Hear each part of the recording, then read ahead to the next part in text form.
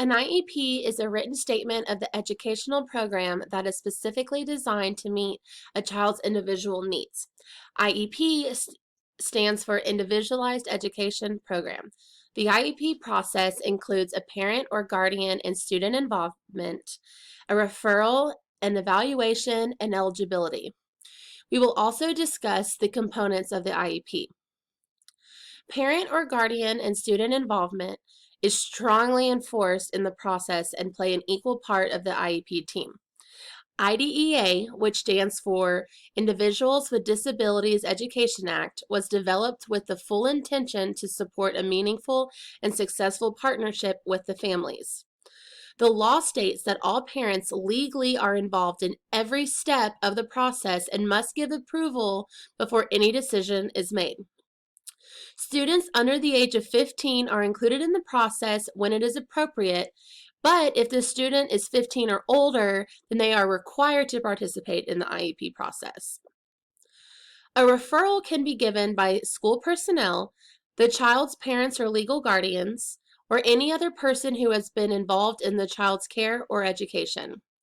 Before getting referred to the IEP process, the teacher can provide any student who shows problems in the classroom with intervention.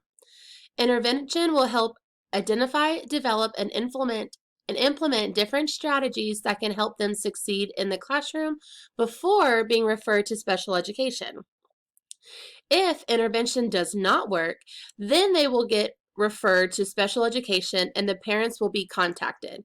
Parental consent must be obtained in order to begin the evaluation process. The evaluation begins once the parents have provided consent and must be conducted before any student can receive special education and related services. The important factor in the evaluation is to discover if the student is a child with a disability. In order to decide if they have a disability, information must be gathered so they can factor in the educational needs and help guide the decision of what kind of educational programs will help the student succeed. After being evaluated, the IEP team needs to decide if the student is eligible to qualify as a child with disabilities. In order to make that decision, they must examine data from a variety of sources. They will be given aptitude tests, an achievement test. Their parents or guardians will provide their input. The teachers will give recommendations, their adaptive behavior in the classroom, and the information on their physical condition, social or cultural background. All information from the sources must be documented so they can carefully be considered.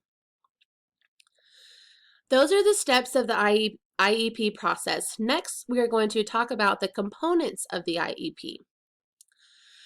IEPs contain specific information about the student. It includes their present level of academics, how they are doing in the classroom, and how their disability is affecting them. The student's annual goals are listed in the IEP to acknowledge what the school and the parents think they can accomplish. Throughout the school year, they will also find the special education and related services that will be provided for the child. How much time they will spend being educated in a separate environment from their classmates, how and if they will be allowed to participate in state and district-wide assessments, and the modifications that will be needed for those assessments. The IEP will also state the services and modifications they will be provided, how often and where they will be provided, how long they will need to take place, and how the school will determine the progress that has been made towards the child's annual goal. Hopefully this information has provided you with some ease as you prepare for your IEP meeting. Remember that you are a prime member of the team and they cannot do anything without your permission. Ask questions when you do not understand and stand up for your child. You know them better than anyone and you know what will benefit them in their future. Good luck!